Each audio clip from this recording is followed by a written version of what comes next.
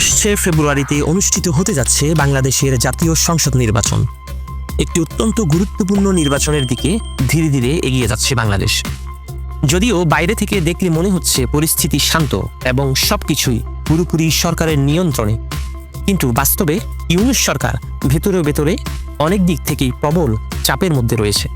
বহির্বিশ্বের শক্তি, দেশের রাজপথের বাস্তবতা এবং নিজেদের রাজনৈতিক মিত্র, সব দিক থেকেই এই সরকার আছে ভীষণ চাপে। নির্বাচন যতই ঘনিয়ে আসছে, ঝুঁকিও তত বাড়ছে। কিন্তু প্রশ্ন হলো, এই সরকারের জন্য ঝুঁকিটা ঠিক কোন জায়গার? এই মুহূর্তে যুক্তরাষ্ট্র, যুক্তরাজ্য ও অস্ট্রেলিয়া একসাথে কথা বলছে। তারা চায় বাংলাদেশের নির্বাচন ইনক্লুসিভ হোক। তারা চায় দেশের বড় সব রাজনৈতিক দল যেন কোনো না কোনোভাবে নির্বাচনের ভেতরে থাকে। এই দাবির মূলে রয়েছে পালিয়ে যাওয়া নিষিদ্ধ আওয়ামী লীগ। পশ্চিমা দেশগুলোর ধারণা, বাংলাদেশে আওয়ামী লীগের একটি বড় ভোট ব্যাংক এখনও রয়েছে, যার পরিমাণ আনুমানিক 30 থেকে 35%।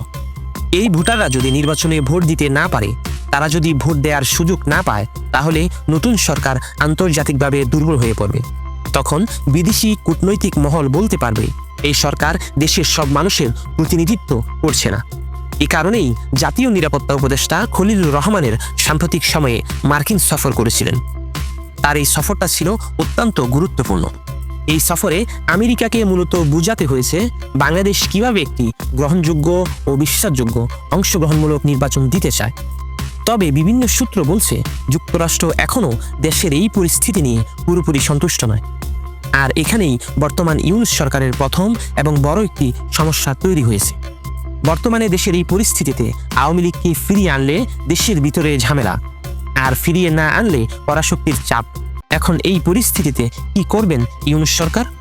ডক্টর ইউনূসের সরকার শুরুতেই ভেবেছিল একটি সুন্দর ও সুষ্ঠু কমিশন গঠন করে বড় একটি রাজনৈতিক সমাধানে পৌঁছতে পারবে। তাদের পরিকল্পনা ছিল আওয়ামী লীগ তাদের আগের শাসনের ভুল স্বীকার করবে, ক্ষমা চাইবে, তারপর ধীরে ধীরে তারা আবার রাজনীতিতে ফেরার সুযোগ পাবে। কিন্তু আওয়ামী লীগ এই শর্ত মানতে রাজি হয়নি। তারা স্পষ্ট জানিয়ে দিয়েছে তারা কোনো অপরাধ স্বীকার করবে না। কিন্তু এই সরকারও পিছু হটেনি। ফলে তৈরি হয়েছে সবচেয়ে বিপজ্জনক পরিস্থিতি। আওয়ামী লীগ এখন নিষিদ্ধ, কিন্তু তাদের সাংগঠনিক নেটওয়ার্ক, কর্মী ও সমর্থকেরা এখনও দেশে সক্রিয়। তারা ভোটে নেই, কিন্তু রাজপথে নামার সক্ষমতা এখনও তারা রাখে। আর এটাই হচ্ছে সরকারের বড় মাথা ব্যথার কারণ। গোয়েন্দা সংস্থাগুলোর অভ্যন্তরীণ তথ্য মতে একটি তারিখের কথা বারবার উঠে আসছে, সেটি হলো 18ই জানুয়ারি। আশঙ্কা করা হচ্ছে এই সময়ের পর আওয়ামী লীগের সংগঠিত একটি অংশ রাজপথে সক্রিয় হওয়ার চেষ্টা করতে পারে, কারণ তখন আন্তর্জাতিক মহলের অবস্থান অনেকটাই পরিষ্কার হয়ে যাবে। যদি আওয়ামী লীগ দেখে যে পশ্চিমা দেশগুলো সরকারকে পুরোপুরি সমর্থন দিচ্ছে না, তাহলে তারা এটাকে সুযোগ হিসেবে নিতে পারে। আর এই আশঙ্কার কারণেই পুলিশ ও নিরাপত্তা বাহিনীর ভেতরে উদ্বেগ বাড়ছে। সবাই জানে, একবার যদি বড় কোনো সংঘর্ষ শুরু হয়, তাহলে পরিস্থিতি নিয়ন্ত্রণের বাইরে চলে যাবে। এদিকে সরকারের মিত্ররাও একজোট নয়, শুধু বিরোধীরা নয়, সরকারের নিজেদের জোটের মধ্যেও চলছে সংকট। ইসলামপন্থী দলীয় জোটের ভেতরে জামাত ও চরমনায় পীরের মধ্যে টানাপোড়া শুরু হয়েছে। জামাত ইসলাম 190 আসনের দাবিতে অনড়, আর অন্য দলগুলো এটাকে একতরফা দখলদারি হিসাবে দেখছে।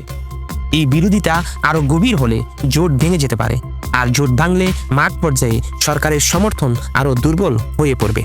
এখন সবচেয়ে বড় লড়াই আওয়ামী লীগের ভোট ব্যাংক।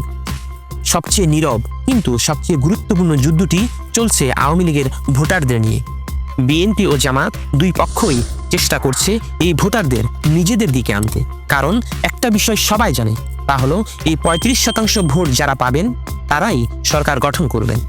এখানেই সরকার সবচেয়ে বড় বিপদে পড়েছে। এই ভোটারদের যদি পুরোপুরি বাদ দেওয়া হয়, তাহলে বিদেশি চাপ বাড়বে, আর যদি সুযোগ দেয়, নিজেদের মিত্রদের ক্ষোভ আরও তীব্র হবে। এই বাস্তবতায় ডক্টর ইউনূসের সরকার এখন এক গভীর রাজনৈতিক সংকটে দাঁড়িয়ে আছে। একদিকে পশ্চিমা শক্তির ক্রমবর্ধমান চাপ, অন্যদিকে রাজপথে অস্থিরতার আশঙ্কা। তার উপর সরকার সমর্থিত জোটের ভেতরেও ধরেছে ফাটল। দেশ এবং বিদেশের চাপ, সব মিলিয়ে এই সরকার কয়েক দিক থেকেই চাপে পড়েছে। ফেব্রুয়ারিতেই নির্বাচন। এই নির্বাচন শুধু একটি ক্ষমতা নির্ধারণের প্রক্রিয়া নয়, বরং এটি ডক্টর ইউনূস সরকারের জন্য আন্তর্জাতিক গ্রহণযোগ্যতার একটি বড় পরীক্ষা।